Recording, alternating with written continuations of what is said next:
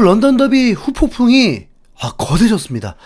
NG 감독 인터뷰, 손흥민의 인터뷰에서 현지 팬들은 전혀 공감하지 않고 분노가 가득한 상황입니다. 이 최대 빅매치 라이벌전에서 3년 동안 홈경기를 패배했다는 굴욕을 당했기 때문입니다. 비하인드 영상에서는 사카가 아파하면서 라인 밖에서 걸어 들어가려고 할 때 토트넘 팬들이 살기등등한 채로 욕설이 쏟아지고 당장이라도 뛰쳐나와서 폭행을 저지를 듯한 분위기였습니다. 예전에 한 영국 현지 팬과의 인터뷰를 들었는데 그들은 국가대표 경기에는 별 관심이 없고 자신들을 응원하는 구단만을 절대적으로 지지했었습니다. 사카는 잉글랜드 출신이고 잉글랜드 국가대표이기도 한데 같은 영국인들끼리 저렇게까지 위협을 주는 건 축구가 뭐라고 진짜 무섭네요. 그때 상황은 팬들이 분노할 만했습니다. 0대0으로 흘러가는 상황에서 단 한 번의 코너킥을 허용했는데 마갈량이스의 강력한 헤딩으로 실점을 하면서 패배할 상황이 되어버렸거든요. 토트넘이 공격만 해도 모자랄 시간에 사카가 그라운드에 주저앉으면서 경기를 지연시켰다고 생각했기 때문입니다. 어쩌면 아스날의 득점이 없었다면 그렇게까지 강한 반응이 나올 리도 없었겠죠. 오랫동안 0대0이 되면서 이길 수 있는 희망이 생겼을 텐데 산산조각이 나고 말았습니다. 아스날의 득점 상황에서는 완벽한 득점 같지만 전문가들은 이 장면에 대해서 비판적인 시각을 가지고 있었습니다. 첫 번째는 비카리오가 그 정도는 좀 나와서 펀칭을 해줬어야 한다는 거였죠. 게리 네빌은 수비수 출신이라서 수비수들은 골키퍼가 골문에서 막아주는 것을 바라고 있지 않고 볼의 위치를 파악해서 캐치하거나 펀칭을 하길 원하기 때문에 비카리오의 소극적인 플레이가 원흉이 되었다고 했고, 그리고 로메로가 마갈량이스를 막하고 있었는데 그를 놓치면서 마갈량이스가 밀었던 순간에도 그냥 당하기만 하면서 결국 실점을 했는데 NG 감독은 집중력 부족이라고 했고 한 축구 레전드는 그 순간 넘어졌다면 달랐을 것이라고 했습니다.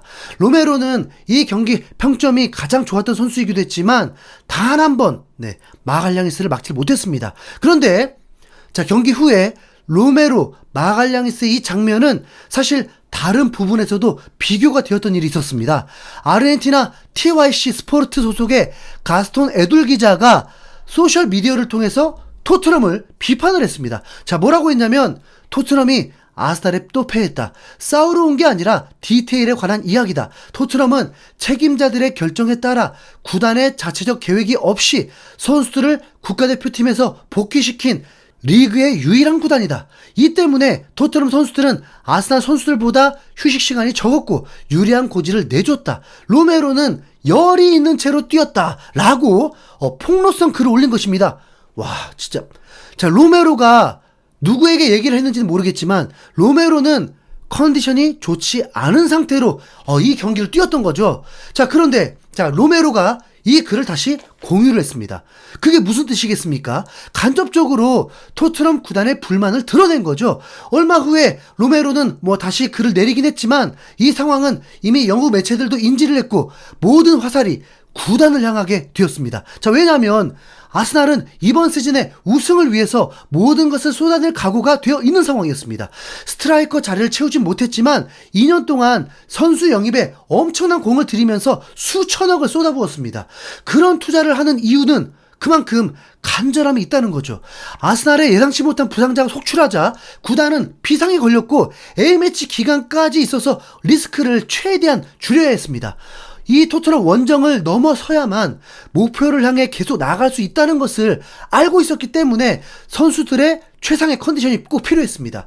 그래서 선택한 것이 브라질 국가대표인 센터백 마갈량이스를 국가대표 경기가 끝난 후에 전세기를 뛰어서 런던으로 복귀를 시켰습니다.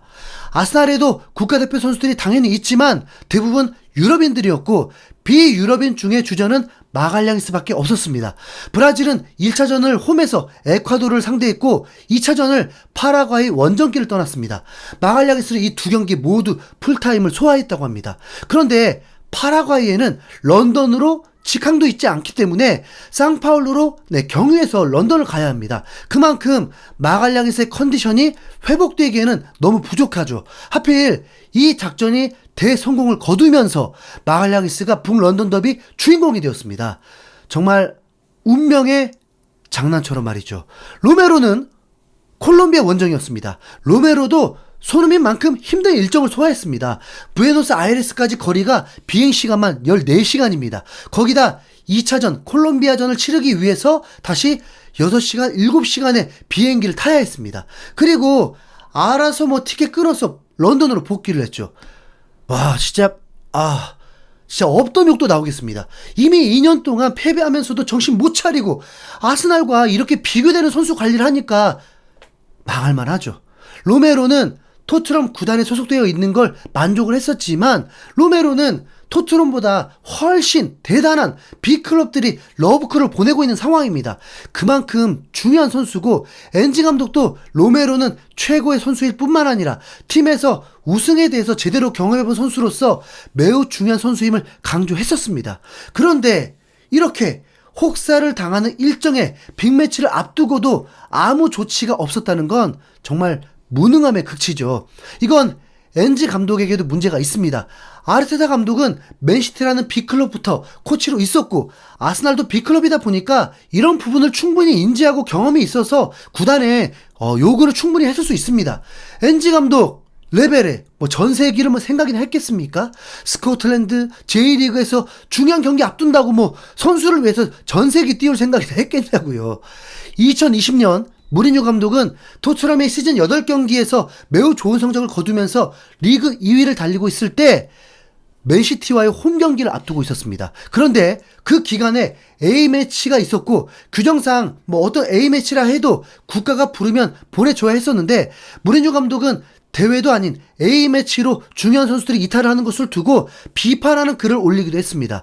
맨시티와의 경기에서 승리하면 리그 1위에 오를 수 있는 절호의 기회였습니다. 그래서 무리뉴 감독은 최상의 전력을 갖추기 위해 중동에서 A매치를 치른 손흥민을 전세기를 띄워서 데리고 왔습니다. 그것도 경기를 마친 후, 곧바로 말이죠. 구단의 투자 결과 토트넘은 홈에서 맨시티를 2대0으로 이겨버리면서 영국을 떠들썩하게 만들어버렸습니다. 손흥민은 8경기에서 8골을 넣고 있었고, 맨시티전에서도 득점을 하면서 태극기와 무리뉴 앞에서 무릎 세레머니를 하는 멋진 장면이 연출되기도 했습니다. 런던 더비가 그렇게 중요했다면 팀의 핵심인 로메로와 손흥민에게 전세기를 띄워서 데려왔어야죠. 무리뉴 감독 시절 그때는 토트넘은 재정적으로 큰 타격도 입고 있었는데, 그럼에도 손흥민 한 선수를 데려오기 위해서 전세기를 띄웠고, 이미 경험도 있었는데, 지금은 토트넘이 전 세계에서 수익을 가장 많이 버는 구단 중에 하나이기도 한데 핵심 선수 2명을 이렇게 홀대하고 경기도 망치게 만드나요?